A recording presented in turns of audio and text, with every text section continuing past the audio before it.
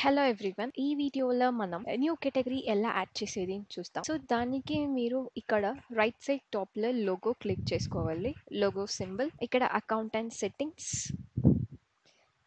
Services and tools, page scroll down చేసుకొని manage item category. So మీరు ఇక్కడ చూస్తుంటే 7 డిఫైన్డ్ కేటగిరీస్ మీకు ఆల్రెడీ ఉన్నో. ఇఫ్ సపోజ్ మీకు ఏమైనా న్యూ కేటగిరీ యాడ్ చేయాలంటే ఇక్కడ మీరు క్లిక్ చేసుకోవాలి న్యూ కేటగిరీ అండ్ క్లిక్ చేసిన తర్వాత ఇక్కడ కేటగిరీ నేమ్.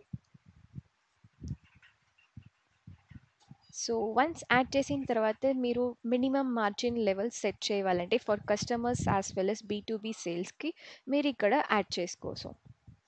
ఇఫ్ సపోజ్ మీరు వద్దంటే మీరు ఇక్కడ అన్చెక్ చేసుకోసం.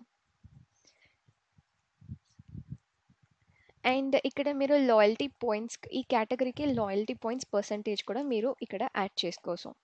సో యాడ్ చేసిన తర్వాత మీరు ఇక్కడ రైట్ క్లిక్ చేసుకోవాలి. సో ఇలాగే మీరు న్యూ కేటగిరీ యాడ్ చేసుకోసం. ఇక్కడ మీరు 25 కేటగిరీస్ వరకు యాడ్ చేసుకోసం. మోర్ దెన్ దట్ మీరు యాడ్ చేయనవద్దు. ఇఫ్ సపోజ్ మీరు ఏమన్నా కేటగిరీ డిలీట్ చేయాలంటే సో 7 డిఫైన్డ్ కేటగిరీని డిలీట్ చేయనవద్దు. మీరు న్యూగా యాడ్ చేసిన కేటగిరీని డిలీట్ చేయనవును. సో ఆ కేటగిరీ మీరు ఇప్పుడు డిలీట్ చేయాలో ఆ కేటగిరీ మీరు సెలెక్ట్ చేసుకోండి. సో సెలెక్ట్ చేసిన తర్వాత ఇక్కడ మీకు బాటంలో డిలీట్ ఆప్షన్స్ ఉన్ను మీరు ఇక్కడ డిలీట్ చేసుకోసం. అయితే ఒక కండిషన్స్ ఉన్నాయి. సో ఈ కేటగిరీలో మీ ఇన్వెంటరీలో ఉండే ప్రొడక్ట్స్ ఇక్కడ ఏమే యాడ్ చేసి ఉండకూడదు. దెన్ ఓన్లీ మీరు ఇది డిలీట్ చేయనవును. సో డిలీట్ ఇచ్చింటే మీకు డిలీట్ అయిపోను. సో ఇలాగే మీరు న్యూ యాడ్ చేసిన దాన్ని డిలీట్ కూడా చేసుకోసం.